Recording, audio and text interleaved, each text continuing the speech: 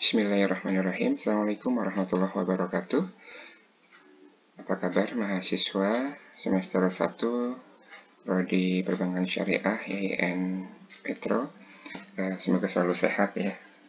Oke, untuk memasuki materi ke-10, kita akan membahas tentang probabilitas dari mata kuliah statistika ekonomi. Oke, probabilitas, kita langsung masuk ke definisi ya.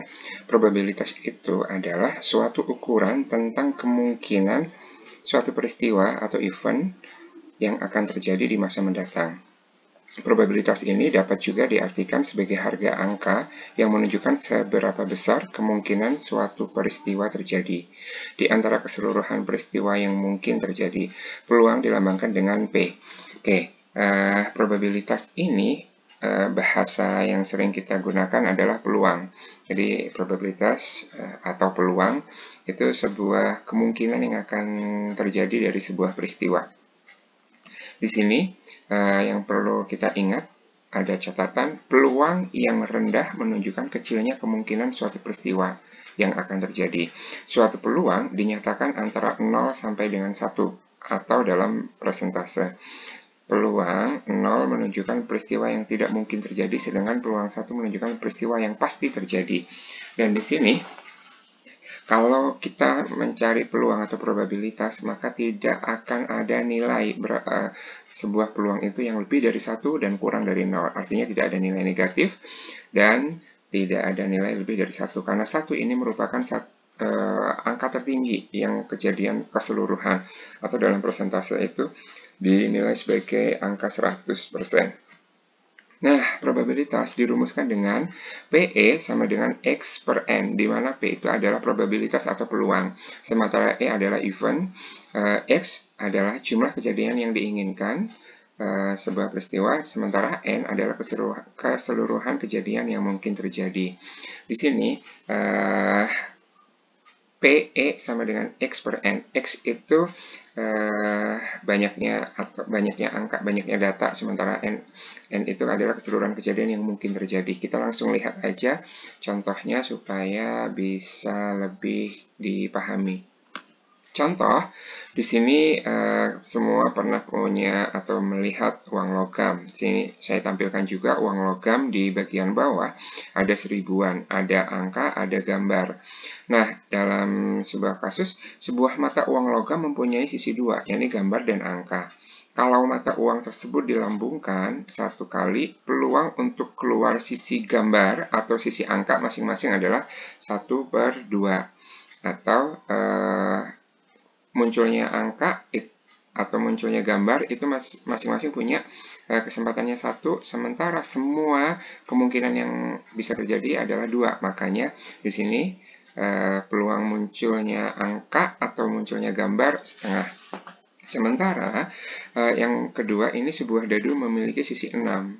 Untuk keluar mata yang bernilai angka 5, saat pelemparan dadu tersebut, 1 kali adalah 1/6. Karena angka 5 itu ada 1 dari 6 sisi, sementara semua sisi atau semua angkanya itu ada 6. Sehingga peluang munculnya angka 5 dalam pelemparan 1 buah dadu sekali itu 1/6.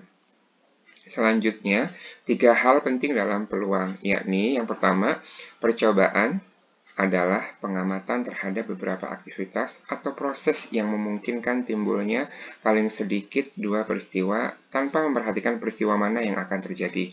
Yang kedua, hasil adalah suatu hasil dari sebuah percobaan. Sementara yang ketiga, peristiwa adalah kumpulan dari satu atau lebih hasil yang terjadi pada sebuah percobaan atau kegiatan. Yang selanjutnya, manfaat probabilitas atau manfaat peluang dalam sebuah penelitian. Mohon maaf, ini tipe ya, kurang L. Manfaat peluang atau probabilitas dalam kehidupan sehari-hari adalah membantu kita dalam mengambil suatu keputusan, serta meramalkan kejadian yang mungkin terjadi. Jika kita tinjau pada saat kita melakukan penelitian, probabilitas memiliki beberapa fungsi, antara lain, 1. Membantu peneliti dalam pengambilan keputusan yang lebih tepat. Yang kedua, dengan teori probabilitas, kita dapat menarik kesimpulan secara tepat atau hipotesis yang terkait tentang karakteristik populasi. Dan yang ketiga, mengukur derajat ketidakpastian dari analisis sampel hasil penelitian dari suatu populasi.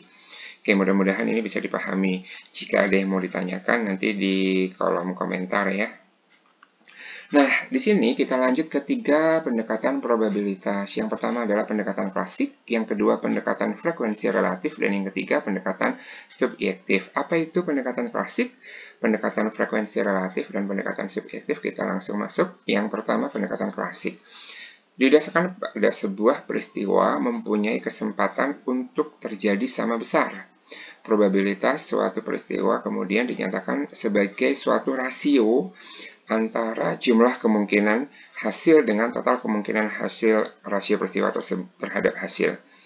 Di sini probabilitas suatu peristiwa sama dengan jumlah kemungkinan hasil dibagi dengan jumlah total kemungkinan hasil.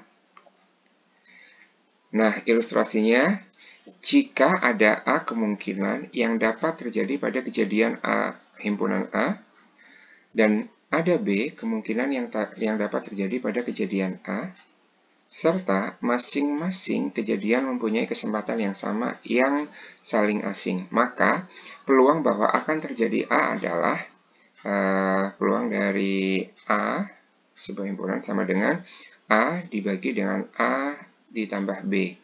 Begitupun, peluang terjadinya B itu PA sama dengan B per A tambah B. Jadi, munculnya A dan munculnya B itu sama besar peluangnya, seperti halnya tadi saya sebut. Munculnya angka dan munculnya gambar dalam pelemparan uang dadu sekali, itu peluangnya sama besarnya. Nah, contoh soal, pelamar pekerjaan terdiri dari 10 orang pria, ini disimbolkan dengan A, dan 15 orang wanita, simbolkan dengan B. Jika yang diterima hanya 1, berapa peluang bahwa ia merupakan wanita? Nah, di sini untuk angka yang berbeda, kita masukkan A-nya tadi adalah menyimbolkan laki-laki atau pria 10, dan B itu wanita 15. Sementara yang dimungkinkan untuk diterima itu 1 dan wanita. Maka di sini wanitanya di atas, B dibagi dengan A tambah B, atau 15 dibagi dengan 10 tambah 15, atau 15 dibagi dengan 25. Setara senilai dengan 3/5. Kita lanjutkan yang kedua, yakni pendekatan frekuensi relatif. Besarnya probabilitas suatu peristiwa tidak dianggap sama, tetapi tergantung pada beberapa banyak suatu peristiwa terjadi dari keseluruhan percobaan atau kegiatan yang dilakukan. Probabilitas dapat dinyatakan sebagai berikut. Probabilitas kejadian relatif sama dengan jumlah peristiwa yang terjadi dibagi dengan jumlah total percobaan atau kegiatan. Nah, di sini langsung kita lihat ke bawah contoh. Dari hasil penelitian diketahui bahwa 5 orang karyawan akan terserang flu pada musim dingin. Apabila lokakarya diadakan di puncak, berapa probabilitas terjadi 1 orang sakit flu dari 400 orang karyawan yang ikut serta? Maka PA sama dengan, nah di sini dari hasil penelitian diketahui bahwa 5 orang karyawan akan terserang flu. Jadi ini di soal diasumsikan, kita meramalkan 5 orang karyawan akan terserang flu dari 400 peserta. Maka berapa peluang terjadi 1 orang yang sakit flu? Maka 5/400. Karena di sini kita asumsikan, kita ramalkan bahwa yang akan flu itu 5. Maka 5/400 itu senilai dengan 1/80. Kita lanjutkan. Yang ketiga adalah pendekatan subjektif. Besarnya suatu probabilitas didasarkan pada penilaian pribadi dan dinyatakan dalam derajat kepercayaan. Penilaian subjektif diberikan terlalu sedikit atau tidak ada informasi yang diperoleh dan berdasarkan keyakinan. Seperti apa? Di sini konsep dasar dan hukum probabilitas. 1. Hukum penjumlahan. 2. Hukum perkalian. Yang pertama, hukum penjumlahan. Hukum penjumlahan menghendaki peristiwa saling lepas atau mutually eksklusif, dan peristiwa atau kejadian bersama non-mutually eksklusif. Di sini kejadiannya saling meniadakan. Misal peluang A gabung B itu sama dengan peluang, bisa dibaca juga P atau B, itu akan senilai dengan PA ditambah PB. Jadi anggotanya A ditambah anggotanya B, itu semua hasil dari A gabung B. Itu probability-nya. Contoh, probabilitas untuk keluar mata 2 atau mata 5 pada pelemparan 1 kali sebuah dadu adalah P 2 gabung 5 itu akan sama dengan peluang munculnya angka 2 ditambah peluang munculnya angka 5. Peluang munculnya angka 2 dari sebuah pelemparan dadu itu 1/6. Peluang munculnya angka 5 juga 1/6. Maka 1/6 tambah 1/6 sama dengan 2/6. Kita lanjutkan. Kejadian bersama atau non-mutually eksklusif. Di sini ada dua kejadian. P A gabung B itu sama dengan PA ditambah PB dikurang PA iris B. Bedanya dengan poin 1, kalau yang tadi itu ada tidak ada hubungan, sementara di sini ada hubungan. Dalam sebuah diagram Venn yang di bawah ini kelihatannya A sama B-nya beririsan.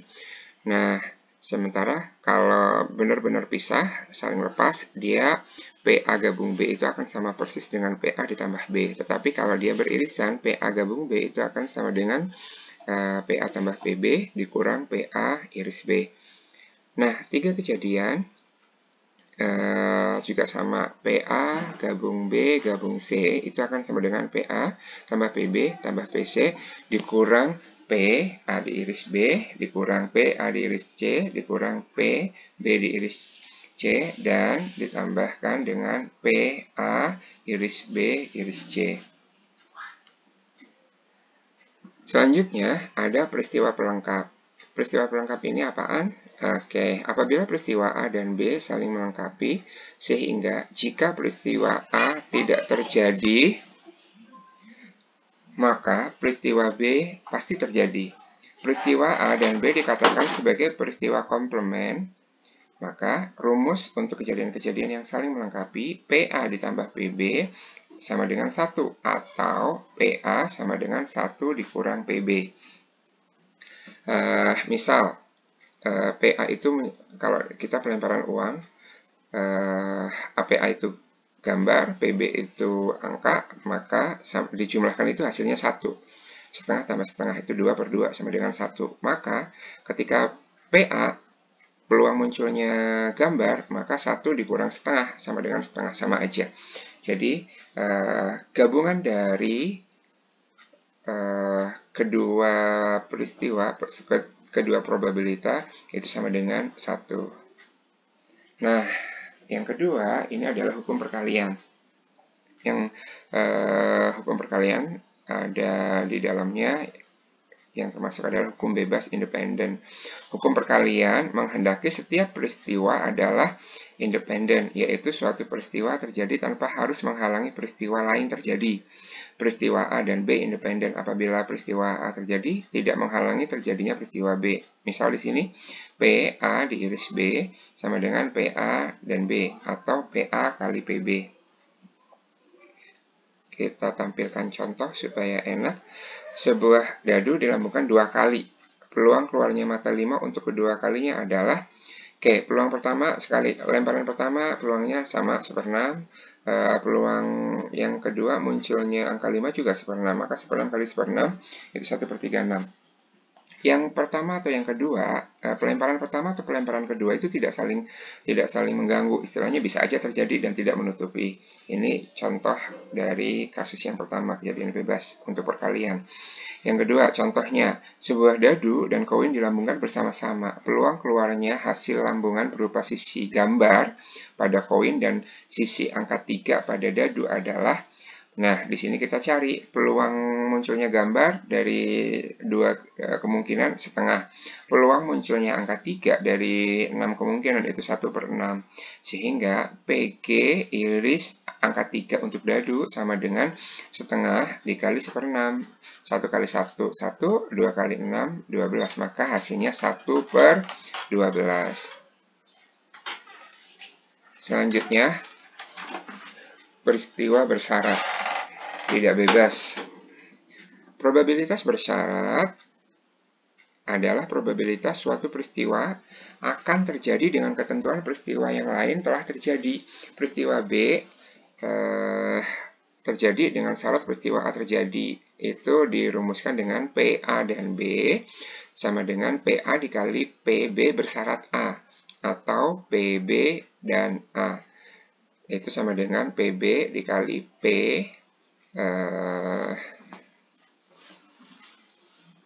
A syarat B. Nah, contoh soalnya. Ini ada tampilan kartu remi ya. 2 kartu ditarik dari satu set kartu bridge, atau kartu bridge bahasa kerennya. Peluang untuk yang tertarik keduanya kartu as adalah sebagai berikut. Peluang pertama muncul as.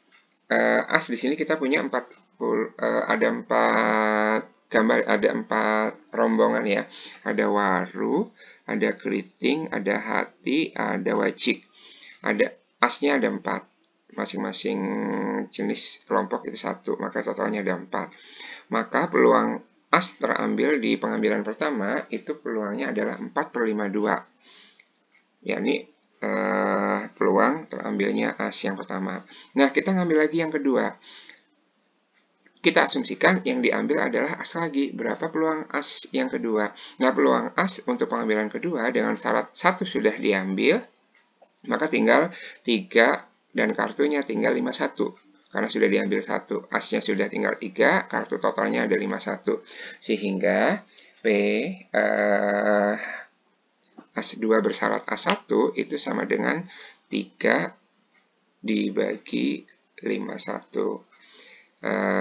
Peluang as2 diambil dengan syarat as1 sudah diambil. Sehingga peluang bersyarat as1 iris as2 itu sama dengan peluang A1 dikali peluang as2 bersyarat A1, sehingga sama dengan 4/52 dikali 3/51, sama dengan 12/2652 yang senilai dengan 1/221.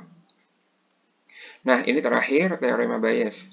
Teorema Bayes merupakan salah satu pengaplikasian dari aturan perkalian dalam konsep probabilitas, di mana kejadian yang digunakan dalam aturan perkalian adalah kejadian yang bersyarat, dikembangkan secara luas dalam statistik inferensia. Teorema ini ditemukan oleh Reverend Thomas Bayes abad ke-18 dengan rumus peluang A bersyarat B itu sama dengan peluang A iris B dibagi dengan PB. Oke, ini contoh kasusnya. 3 orang mahasiswa dicalonkan menjadi ketua himpunan. Peluang A terpilih sebesar 30%, peluang B dan C terpilih masing-masing sebesar 50% dan 20%. Jika A yang terpilih, maka peluang menaikkan iuran keanggotaan sebesar 80%. Sedangkan jika B atau C yang terpilih, peluang menaikkan iuran masing-masing sebesar 10% dan 40%. Jika dalam beberapa minggu telah terjadi pemilihan dan diketahui iuran keanggotaan sudah naik, maka tentukan peluang C yang terpilih menjadi ketua himpunan. Ini contoh kasus teori Bayes atau teorema Bayes tadi. Nah, ini solusi kasus 1. Terpilihnya A, peluangnya itu 0,3. 30% ya. Peluang B 50%, 0,5. Dan peluang C 0,2. Nah, ini PN itu peluang iuran naik. Ada di bawahnya peluang iuran tidak naik, PTN. Terus PN A itu peluang iuran naik jika A yang terpilih 0,8. N bersyarat B itu peluang iuran naik jika B yang terpilih B, istilahnya N bersyarat B untuk peluang iuran naik jika A terpilih sama dengan 0,1. N bersyarat C itu peluang iuran naik jika A terpilih 0,4.